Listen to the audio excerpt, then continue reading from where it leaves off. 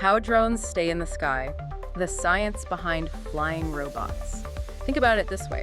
Drones are like robots, but with wings. We're going to break down the science behind how these flying robots work and how they are impacting so many different industries. I like that, robots with wings. It's a good way to think about them. I think before we jump into how they work, though, we should make sure everyone is on the same page about, what exactly a drone is. Yeah, that's a good point. The word drone gets thrown around a lot these days, but what exactly makes a drone a drone? Well, a drone is basically, it's also called an unmanned aerial vehicle, or UAV, and it's, any aircraft without a pilot on board. They can be controlled remotely by a person, but the really cool ones fly themselves, autonomously. They use sensors and GPS and some pretty complex algorithms. And the crazy thing is they come in all shapes and sizes. Like you've got the tiny little quadcopters people fly around for fun, all the way up to, really sophisticated aircraft used by the military. It's that autonomous thing that just, I don't know, it still blows my mind that a machine can fly itself. But okay, let's get to the main question here. How do these things actually stay up in the air? It looks so effortless.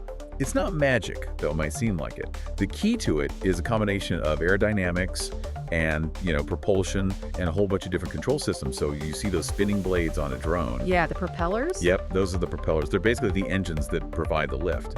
So they spin and they push air downwards, and that creates an upward force that basically counteracts gravity. Okay, so the propellers are pushing air down, I get that.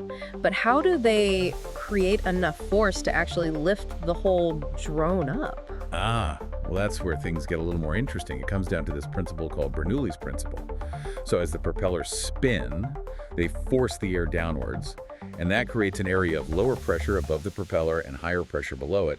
And that pressure difference, that's what generates the upward force, the lift, and keeps the drone in the air. Oh, okay, so it's not just pushing air down, it's about this whole pressure difference thing. It's kind of like, I don't know, how an airplane wing creates lift too, right? Exactly. Same principle at work, although it's being applied a bit differently in this case.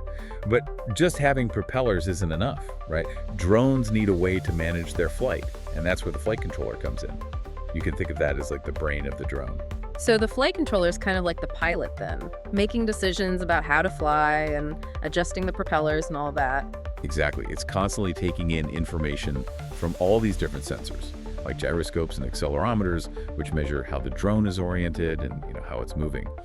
And it uses GPS data to figure out where it is. Okay, now hold on a sec. You're using some pretty techie terms here. Could you break down what those gyroscopes and accelerometers actually do? I'm sure a lot of our listeners could use a refresher on that stuff. Sure. Well, think of a gyroscope like a spinning top. It wants to stay upright. That's basically what a gyroscope does for the drone. It helps it maintain its stability and resist changes in